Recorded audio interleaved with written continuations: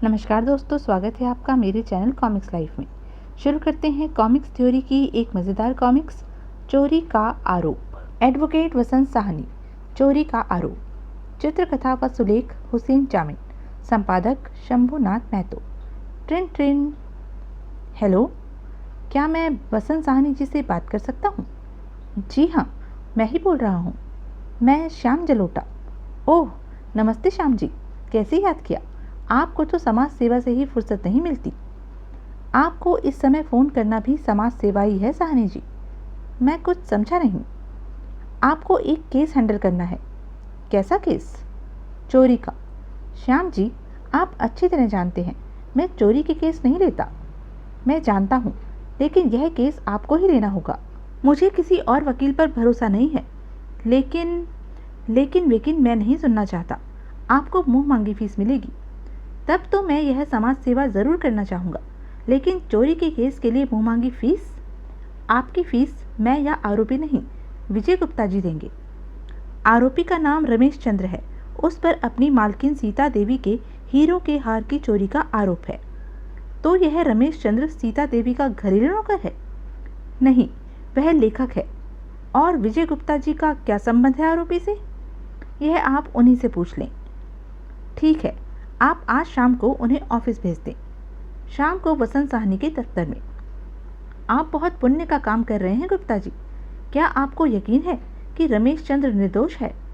जी वकील साहब, मुझे पूरा यकीन है। गुड। मैं आपके और रमेश चंद्र के बारे में कुछ और जानकारी चाहूँगा। मैं हिंद समाचार नाम से एक दैनिक प्रकाशित करता हूँ। रमेश चंद्र उसमें मेरे लिए लेख लिखते थे। रमेश जी, पाठकों के ढेर सारे प्रशंसा पत्र आते हैं आपके नाम। धन्यवाद सर। मैं आपका आभारी हूँ कि आपके समाचार पत्र के माध्यम से मुझे अपने विचार व्यक्त करने का अवसर मिला। वह सब तो ठीक है, लेकिन आपके कलम के तीर जिनको चुभ रहे हैं, वे सब तिल मिलाकर मुझे धमकियाँ दे रहे हैं। आप मेरा मतलब समझ रहे हैं ना? ओह, कल आपको भी धमकी मिल सकती है। ये लोग कानून से नहीं डरते। यही तो मैं दिखाना चाहता हूँ। सबको बेनकाब करके रख दूंगा। मैं आपकी भावनाओं की कदर करता हूँ रमेश जी, लेकिन आप उनका नाम लिए बिना भी तो वार कर सकते हैं। नहीं, मैं अपनी तलवार को जंग नहीं लगने दूंगा। आपकी इस जिद से हम दोनों की जान को खतरा है। मुझे अपनी जान की कोई परवाह नहीं सर, लेकिन मैं यह कभी नहीं चाहूँगा कि मेरे कारण आपकी जान खतरे में पड़े। उनकी आर्थिक स्थिति अच्छी नहीं थी, पर वह तब भी अपने सिद्धांतों को बदलने के लिए तैयार नहीं थे। जो व्यक्ति कानून से खिलवाड़ करने वालों के खिलाफ हो, वह चोरी हरगिज नहीं कर सकता। जी, मैं भी उन्हें अपने से दूर नहीं करना चाहता था, इसलिए मैंने उन्हें अपने यहाँ प्रूफ रीडर के काम पर रख लिया। अच्छा, श्रीमान सत्यवादी प्रूफ रीडिंग करते करते चोरी के आरोप में कैसे फंस गए? उन्हें अपने विचारों को व्यक्त करने का मौका नहीं मिला, तो वे तनावग्रस्त रहने लगे। प्रूफ रीडिंग के काम में भी उनका मन नहीं लगता। उन्होंने कई दूसरे समाचार पत्रों में अपने लेख छपवाने चाहे, किंतु हर जगह से उन्हें निराश होना पड़ा। रमेश जी का फ़ोन आया था। वह मेरे समाचार पत्र में अपने लेख देना चाहते थे। आपने क्यों प्रकाशित करना बंद कर दिया उनके लेख? वह बात यह हुई कि हाँ भाई, पानी में रहकर कौन मगरमच्छ से बैर ले। रमेश जी, मैं देख रहा हूँ कि प्रूफ रीडिंग के काम से आप खुश नहीं हैं। मैं तो आपने सही कहा सर, मैं अपने लिए कोई दूसरा काम ढूंढ लूँगा। और मेरे जवाब देने से पहले ही वह मेरे केबिन से बाहर निकल चुका। तो आगे की कहानी जानने के लिए मुझे उन्हीं से मिलना होगा। जी हाँ साहनी जी, मैं कल सुबह उनसे आपकी मुलाकात करा दूंगा। आप अपनी फ़ीस बताएं। वसंत साहनी ने विजय गुप्ता से अपनी फ़ीस ली और वकालतनामा तैयार करवा लिया। अगली सुबह कोर्ट में। रमेश जी, देखिए, मैंने कितने बड़े वकील से आपके लिए बात की है। एडवोकेट वसंत साहनी जी, यह आपको बाइज्जत रिहाई दिला देंगे। नमस्ते सर। नमस्ते। अब आपको चिंता करने की आवश्यकता नहीं। सबसे पहले तो हमें इनकी जमानत करानी होगी। जी हाँ, इसके लिए मैं हर संभव सहयोग देने के लिए तैयार हूँ। गुड। जल्द ही मजिस्ट्रेट अनिल शिरडीवाला की अदालत में। योर ऑनर, इसकी भोली सूरत पर ना जाए। मुझे तो यह चोरों का उस्ताद लगता है। हार की चोरी उसने बड़े प्लानिंग से की है। पहले सीता देवी का विश्वास जीतकर उनके घर में रहने लगा और फिर मौका पाकर हाथ साफ कर लिया। ऐसे मुजरिम को तो। ऑब्जेक्शन माय लॉर्ड, मैं जानना चाहता हूँ कि क्या मेरे मुवक्किल पर लगा आरोप साबित हो चुका है? न, अभी नहीं। क्या आपको मेरे मुवक्किल के पीछे रिकॉर्ड में कहीं कोई आपराधिक केस मिला? नहीं। चोर अगर 10 चोरी करे और 10वीं चोरी में पहली बार पकड़ा जाए तो क्या हम उसकी पिछली 9 चोरियों को भूल जाएं? बिल्कुल नहीं। मेरे मुवक्किल ने भी अगर इससे पहले कोई चोरी की होगी तो इनको उसके लिए भी दंडित होना होगा, लेकिन सारी चोरियां साबित होने के बाद। साबित ही तो करने की कोशिश कर रहा हूँ। Objection sustain. जब तक चोरी के आरोप की पुष्टि नहीं हो जाती तब तक आप इन्हें चोर न कहें। रमेश चंद्र ने अब तक पुलिस को कोई बयान नहीं दिया है, न अपने जुर्म को कबूल किया है और न अपने पर लगे आरोप के विरुद्ध कोई सफाई पेश की है।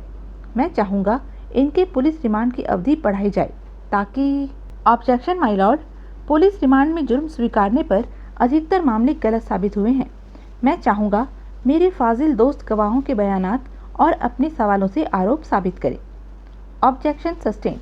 वसंत जी, क्या आप आरोपी की जमानत कराना चाहते हैं? Yes my Lord. फिर ज़रूरी कार्यवाही के बाद श्री विजय गुप्ता ने रमेश चंद्र की जमानत ले ली। अब यह मेरे साथ मेरे घर पर रहेंगे। ठीक है, मैं कल सुबह आपसे मिलकर सारी बात सुनना चाहूँगा रमेश जी। जी सर। अगली सुबह रमेश चंद्र वसंत साहनी के दफ्तर पहुँचा। हाँ रमेश जी, बताइए आप कैसे मिले सीता देवी से? विजय जी की नौकरी छोड़ने के बाद मैं 1 सप्ताह तक यूं ही घूमता रहा। एक शाम मैं वेस्ट एंड के मार्केट में खड़ा था, तभी मेरे सामने एक कार आकर रुकी। आइए, यह साथ ले चलूँ मैडम? पिछली सीट पर रख दीजिए और दरवाज़ा लॉक करना मत भूलिएगा। जी मैडम। अरे चोर! हे रुक बदमाश! अब यह वापस कर दूं। लीजिए। Oh thank you very much mister. जी मेरा नाम रमेश है। हम बता नहीं सकते आपने कितना बड़ा एहसान किया हम पर रमेश जी। यह तो मेरा फ़र्ज़ था मैडम। शंकर, हमने आपसे कहा था ना लॉक ठीक से लगाना। मैंने तो लगाया था लॉक, पता नहीं कैसे इन चोरों के पास डुप्लीकेट चाबियाँ। मैडम, पर मैंने देखा उस चोर ने बिना किसी चाबी के यूं ही दरवाज़ा खोल दिया था। अब क्या चाहते हैं आप? वह ओके, हम रमेश जी से बात करना चाहते हैं। आप टैक्सी से घर पहुंचिए। जी मैडम। रक्षा करना भगवान। सॉरी रमेश जी, आपको ऐतराज़ ना हो तो हम कहीं बैठकर बात करते हैं। जी बहुत अच्छा ख्याल है। क्या करते हैं आप? इस वक्त तो किसी जॉब की तलाश में हूँ। अच्छा, कैसी जॉब चाहते हैं? कोई भी। पहले कहीं की और कोई जॉब? जी हाँ, हिंद समाचार में प्रूफ रीडिंग का काम करता था। हिंद समाचार में? तब तो आप रमेश चंद्र जी को जानते होंगे, बड़ा अच्छा लिखते हैं। जी हाँ, आप तो मिले भी होंगे उनसे। हमने कई बार विजय गुप्ता जी से उनका नंबर मांगा, लेकिन हा, यह तो किसी फिल्म की तरह रोमांचक हो रही है आपकी कहानी। जी हाँ, फिर क्या हुआ? क्या आप उनसे हमारी मुलाकात करा सकते हैं?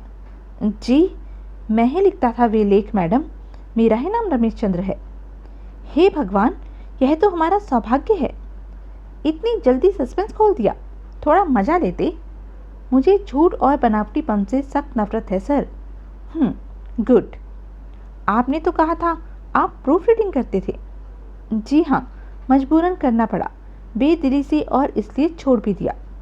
पर आपने लिखना क्यों छोड़ा? धमकियाँ मिल रही थी। अच्छा, और आप डर गए? मुझे अपनी जान की कोई परवाह नहीं मैडम, विजय जी को धमकियाँ मिल रही थी। ओह, क्या वैसे ही लेख हमारे लिए लिखेंगे? बिल्कुल लिखूंगा। किस नाम से पेपर निकलता है आपका? हा, बड़ी खूबसूरत लगती है आप हंसते हुए, पर बेवक्त की हंसी उलझन में डालती है। आपकी उलझन हम दूर किए देते हैं। आप जो लिखेंगे वह कहीं प्रकाशित नहीं होगा और न ही कहीं आपका नाम जाएगा। फिर क्यों लिखवा रही हैं आप मुझसे? पैसे आपको मुंह मांगे देंगे हम। मैं सिर्फ पैसे कमाने के लिए नहीं लिखता, मैं चाहता हूँ मेरे विचार जनता में व्यक्त हों, वह सचेत हों, जागरूक हों। हा, पड़ गए ना फिर उलझन में। Don't worry, I will explain. अजीब पागल औरत है। पागल नहीं सर, बड़ी ही चालाक है। वह मेरे विचार जनता तक किसी समाचार पत्र के माध्यम से नहीं, अपने भाषण के माध्यम से पहुंचाना चाहती थी। ओह, कहिए, मंजूर है। जी मैडम, पर इससे आपकी जान को भी तो खतरा है। उसकी आप चिंता न करें, बस अपने कलम का जादू चलाएं। जानते हैं आपने यह बैग बचाकर हम पर कितना बड़ा एहसान किया है। क्या है इसमें? इसमें हमारे विरोधी पार्टी के नेता के ऐसे डॉक्यूमेंट्स और फोटोज़ हैं कि उसके जनता में उजागर होते ही उनका सारा राजनीतिक करियर चौपट हो जाएगा। अपनी बात पूरी करके एक बार फिर हंसी थी वह, पर इस बार उसकी हंसी मुझे खूबसूरत नहीं, खतरनाक लग रही थी।